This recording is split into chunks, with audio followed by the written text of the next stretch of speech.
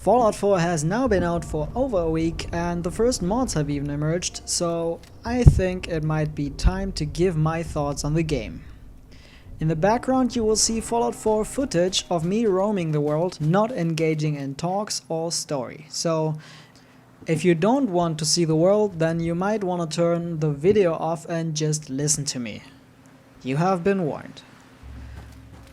The game has been reason for controversy. Many people love it and many people hate it. And ironically enough, those two types of people are sometimes even the same person. I am one of those. The game does so many things wrong. Bethesda has fucked up royally when it comes to UI design, key bindings and bugs. One would think that after the UI disaster that was Skyrim, which practically required to use SkyUI, a UI mod that was pretty much the most popular mod in the history of Skyrim, Bethesda would have learned a thing or two and actually put some effort into Fallout 4. You could have not been more wrong. Weapon names are not always fully displayed, the menus don't use the full screen real estate, bony and icons are never really explained, and the game has features that it never even tells you it has.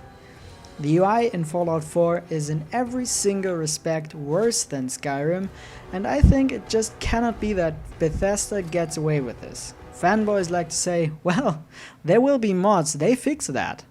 They are right, there will be mods, and the mods will fix things.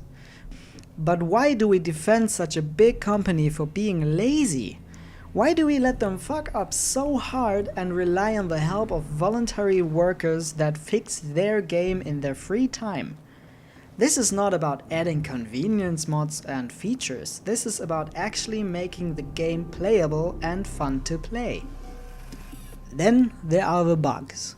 In the first hours alone I saw numerous bugs that went from amusing all the way to absolutely frustrating. Alt-tabbing caused the game to think I'm playing on a console, and switching the resolution to 720p or even down to 240p, leaving my second monitor utterly confused and the text was barely readable. Usually alt-tabbing again helps with this. What also can be fixed by alt-tabbing again is that sometimes key presses don't get registered, which is quite frustrating if you want to leave a menu with tab and it doesn't register it, trapping you in that menu in the process. Despawning enemies, porting enemies, and enemies that are stuck have been known pretty much since Morrowind, and apparently people already see that as a certain Bethesda feature. I personally would write it down to absolute incompetence if they can't fix the same thing over the course of 5 games and around 12 years. But hey, it's Bethesda, right? It's not like we would grab the pitchforks if Ubisoft would have done such a thing. Another bug I encountered is that sometimes I can't get into the workshop mod. See, when you want to go into the building menu, you have to hold Alt. In my case, I have to hold Alt and then go crazy with the mouse until the game notices that I actually want to edit some stuff. This also leads me to another terrible design decision. Most of the buttons have double functions. Hit tab to bring the Pip-Boy. Hold it to activate the flashlight. Tapping Alt turns you into third person, while holding it brings up the building menu or lets you hold your breath if you use a sniper weapon or a weapon with a scope. And the worst thing is the middle mouse button. When having melee weapons, it's a strong attack. When using guns, you will melee when tapping it. Holding it, however, cooks and releases a grenade that you have equipped. The seasoned gamer in you can already guess what I'm going for here, but let me tell you a story that happened to me during the first 3 hours or so. I got myself a sneaky character with a melee weapon, so I sneakily got behind a raider, and I wanted to hit him as hard in the head as my sledgehammer allowed me to. The clever gamer brain whispers, hit the button longer and you deal more damage. So I hit that middle mouse button as hard as I possibly could, and suddenly my character stands up, goes Leroy Jenkins, and smashes a Molotov cocktail on the back of the raider's head. Needless to say, we both went up in flames and I found myself on my last saved point. These bullshit presses happen regularly since the game often doesn't really know what I want. And sadly, there is no real fix because Bethesda doesn't realize that keyboards actually have more than 5 buttons. Wait a minute. Why don't you just rebind those things? Surely there are rebindable keys, right? Yeah, there is. And no, there isn't. Some keys can be rebound, yeah, and some can't. The double features keys will always be that way, and the shortcuts that go from 1 to 0 cannot be rebound at any point. Sorry, but how am I supposed to reach 0 on my keyboard in the heat of the moment? Let me rebind this thing, for God's sake. And the shortcut layout shows me exactly where they got that idea from. Does this UI element remind you of anything, maybe? Yeah, it's a D-pad of a controller. This game just screams console in every single aspect of it, which is why they also still haven't managed to fix the FPS-reliant simulation problem. If you run the game at 144 FPS, the game will actually run faster.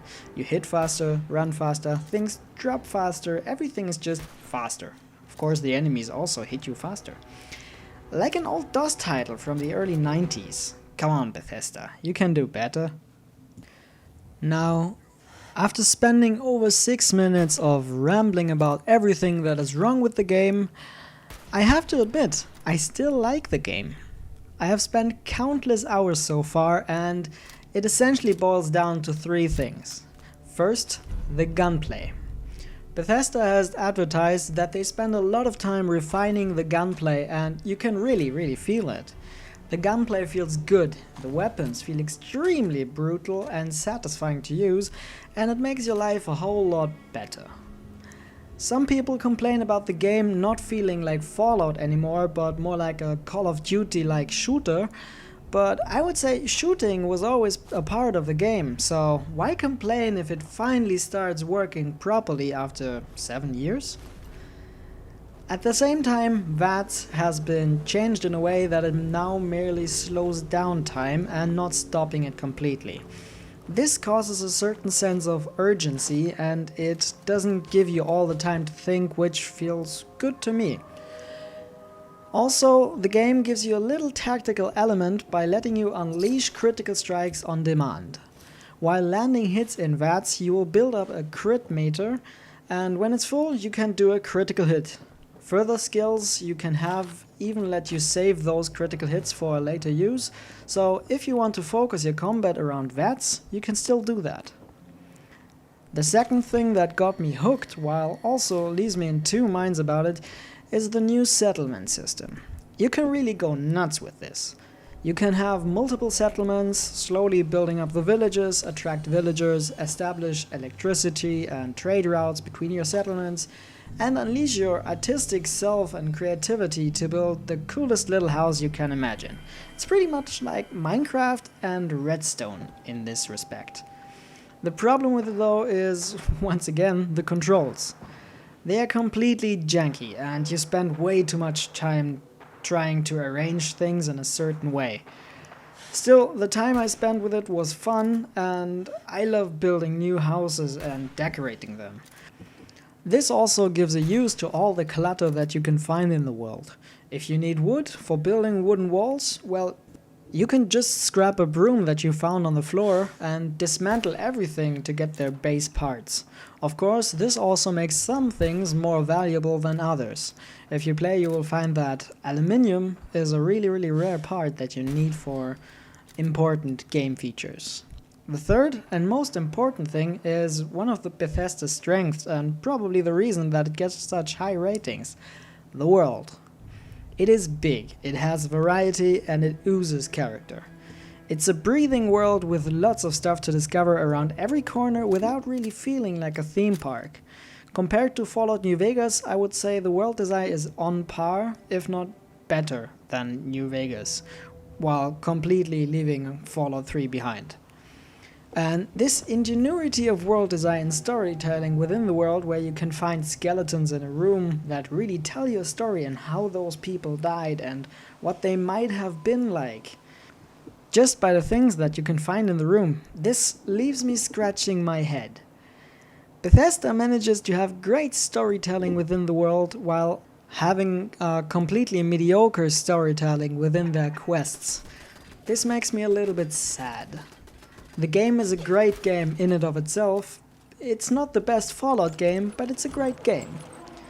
But it had the potential to be so much more. While playing Fallout 4, I caught myself saying over and over again, wow. I can't wait until Obsidian Entertainment had a go at this.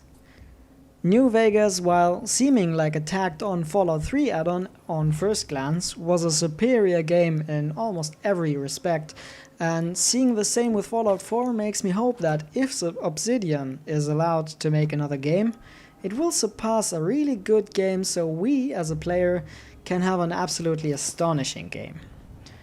Is Fallout 4 worth full price? It might be if you're a Fallout fan. If you couldn't really get warm with Skyrim, Fallout 3 or the other Bethesda titles, Fallout 4 won't offer significantly more for you since the base game is still the same. And if you want to hope for the next game to have a better UI, or if you want to wait for bug fixes, then things might get a bit tricky, because if I have learned one thing over the last 12 years with this company, it's that Bethesda never changes.